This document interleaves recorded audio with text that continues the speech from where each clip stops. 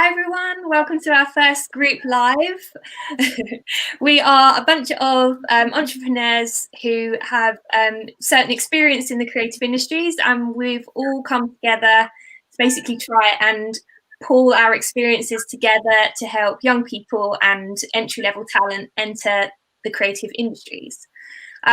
So we just wanted to use this first session to basically introduce ourselves, tell you a little bit about what we're doing and how we're trying to help people get their foot in the door. So thought we'd just go around the room and introduce ourselves. So I think we'll go to Laila and Wendy at Gradprentice first. So we're just going to chat about who we are, where we grew up, what our experience is, and kind of why we're doing what we're doing. So over to you guys. Yeah, hey, thank you for having us, Sam. Well, we are co-founders of Gradprentice. Basically, I grew up in Eritrea, moved to the UK about many moons ago, and went into, basically, I wanted to get into the tech industry, did my master's, and we actually started Gradprentice by accident. It was because I couldn't find work in the tech industry. And so I wanted a solution. So I want to UXify the whole experience of graduates coming out of uni. And so far, so good. We've got a few of our graduates who trained with us, who are in jobs right now. Quite recently, we got one working in the Ministry of Justice. And we'd like to do more for more graduates as well. That's pretty much me. Wendy? Hi, everyone. So yes, I'm Wendy, and working with Laila in Gradprentice. Yes, my background, I grew up in Zimbabwe, and I've always sort of loved, wildlife. And so between Zimbabwe and South Africa, because that's where my family live. So I'm always to and fro there. But I did most of my education here. So I went to university. My first sort of start was in hospitality management. Didn't quite finish, but got a part-time job. Then went and did a business degree. And then from there, I've just been sort of working. I went up the career pathway, went into management, did a bit of operations, opened a few stores, senior management, and it's just been a roller coaster. But the most important thing is the fact that, when you go up the career pathway, you think to yourself, am I doing the right thing? So I met Laila, and she was doing something that was really something that touched my heart, because I've interviewed loads of graduates and I know the struggle. I've been there too. So I thought, hey, this is a really, really cool thing to get on board with. And that's how I got into Gradprentice. So yeah. Cool. And what did you find were like the specific kind of struggles that you found, Laila, kind of going through the interview process because you did a master's, right? And then you went to try and find a job for the first time. So what were the specific kind of difficulties you found around that? Yeah, well, several things. The main one is the catch-22 situation. You don't have work experience, kept on being repeated over and over. That really affected my self-esteem. And then on top of that, they were asking me for portfolios, a portfolio with projects that I've worked on with companies that are freelance. And that was something that I was really unrealistic to actually expect from a graduate. I was kind of stuck. I was making these projects, which I thought maybe this would work, and you go to mentors, but nothing beats experience at the end of the day. And that's what got me thinking about, how do you get experience? And by the way, one of the difficult parts was I did go and start a internship, work experience sort of thing at a startup company. And because I wanted to get into UX design, ideally, you would need to have somebody from a UX design background coming and teaching you or helping you kind of understand the industry. There was nobody. So I was there in that office working with these people, and there was so much like responsibility that was put on me, and I didn't know really which way to go. Of course, in theory, I know everything because university is great. They teach you about these things, but in reality, it was totally different. you're speaking with actual people, you're running research, you're doing user testing, and all these hiccups that come along the way of doing projects, which are normal. But at that time, because I didn't have a reference point, it just didn't make sense, or I was really lacking of confidence. And yeah, those were some of the difficult parts. I'm glad that part is over. But yeah, there's so many people that are going through that right now, and I can empathize with them, Yeah, sure. So Gradprentice basically kind of helps you gather all that collateral together. Absolutely. And have something physical to kind of show your skills off. Absolutely. So you kind of leave uni into industry.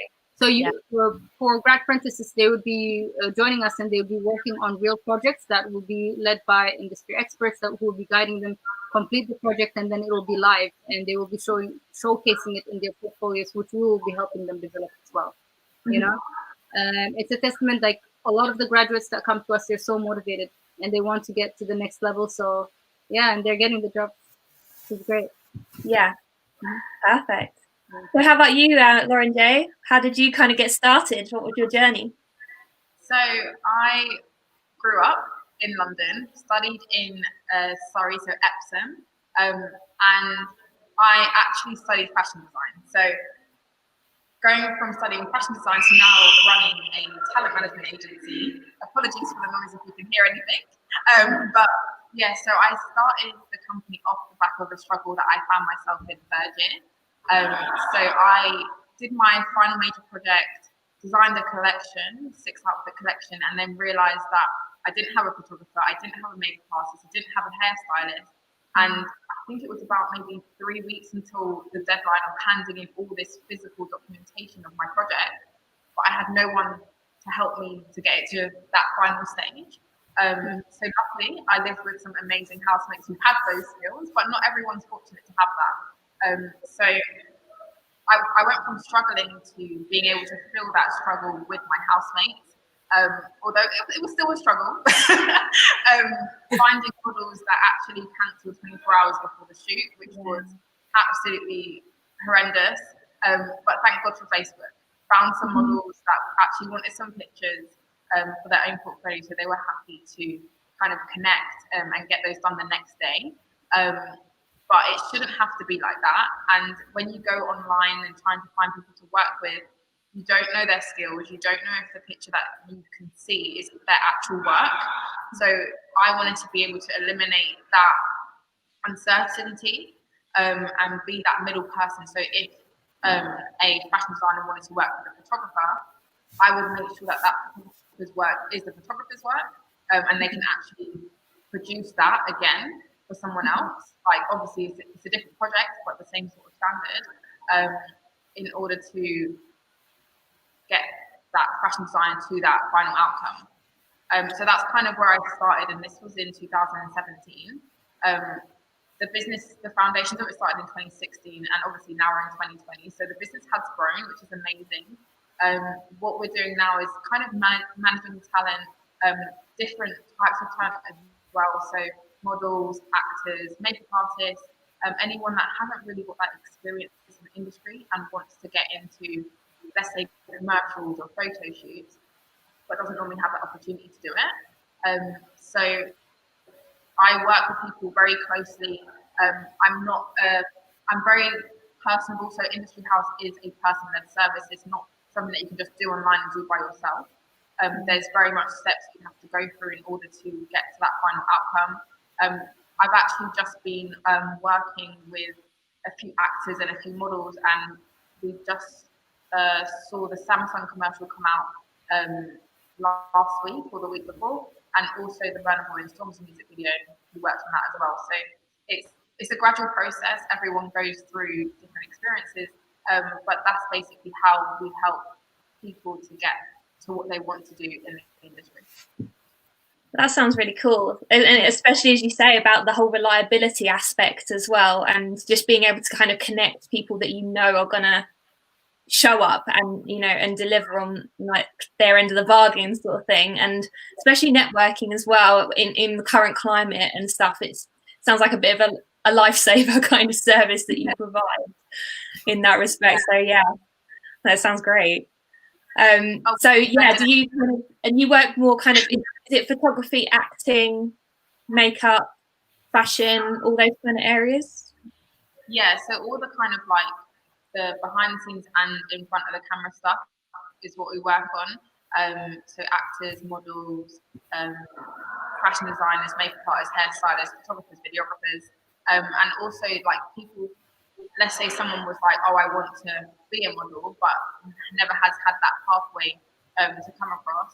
And we would help them build their portfolio. So it's also a portfolio building service as well. So there's two sides of the coin to the business. Yeah, that's great. And do you have people that come to you with literally no experience? They haven't got a portfolio yet at all, and they're just kind of asking you advice on how to just get their foot in the door?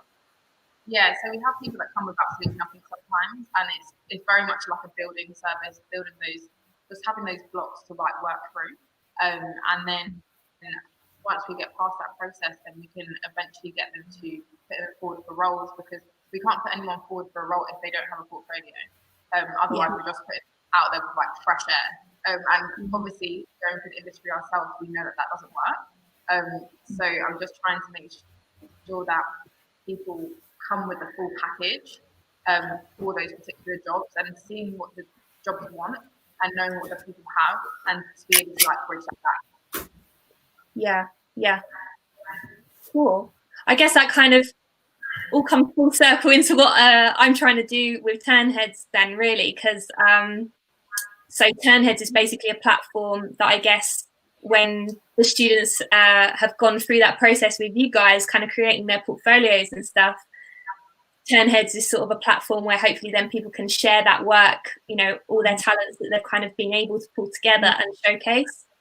So my experience is that I grew up in Essex, so Essex girl. I went to Southend College and did graphics there, and then I went on to university, also in Surrey. So I was at the same uni as Loren-Jai, but different campus. I was in Farnham. And I graduated in 2007, so I'm a little fogey now. And I did a few work placements during my second, third year, and then after graduation as well. And that's basically how I got my foot in the door. And I was hired off the back of the last placement I did at a company called Pemberton and Whiteford, where I'm still working now after 13 years, which is mental, but I really love it there. And for the past 8 or so years, I've been doing or been in charge of getting interns in, interviewing them, and then kind of, you know, booking them in. And then when they're with us, I sort of mentor them there. And yeah, similar experiences to you guys, really. Just, you know, seeing the struggles, I think, of people who are, you know, they know what they want and they've got the drive and everything there. It's just, you know, maybe their confidence isn't quite there yet, or they just need a few extra little projects to just, you know, give it that final push, and or networking as well, you know, get the contacts, because from a lot of people that I speak to in the industry, it's really not a job ad that will get you your first job. It is that kind of experience into a full-time role. So yeah, so I've started Tern Heads off the back of that experience to try, from an industry perspective, to have a platform that is dedicated to junior level talent. Obviously, there's lots of portfolio sites out there at the moment, but they are a mix of abilities. So there could be juniors up there, but they're next to someone who's been in the industry for sort of 20, 30 years, freelancing quite comfortably and all the rest of it. So yeah, I wanted to create a space that is specific to them, that it's all year round as well, because again, from an industry perspective, you know, we get an influx around sort of June, March to June time, when people are, you know, putting their first portfolios out there, looking for experience, and then after graduation. And if that obviously doesn't fit with your kind of working schedule in the studio, if you're too busy to get people in at that point, it kind of like falls by the wayside. So yeah, it's a platform for students to showcase their portfolios, businesses to find juniors and get them on board, and then also for the universities to create kind of their profiles on there as well, and interact with all three parties and get more collaborations going while at university. So getting those industry people to come in and speak to the students, just give an hour of their time, especially at the moment with everything moving online. It's super easy to kind of just jump on here and, spend an hour just sharing your experiences, really. So, yeah, so I guess coming back to what you said, Laila, about that whole industry interaction is just really important. So, absolutely. Yeah. So yeah, I don't know if anyone else has got anything to add, but that's us. And I think we're going to do one of these every Wednesday at 1:15. And we're going to kind of, pick a subject each time to do with employability or getting your foot in the door in some way, shape or form. Yeah. So if there's any specific questions that anybody has after watching this or, want to know more about, please drop a comment, give us a message on any of our platforms. So you can find us on ternheads.com, Gradprentice, and also Industry Haus. So yeah, we'll hope to see you next week on our next live. Awesome. See you later. Bye. Bye. Bye.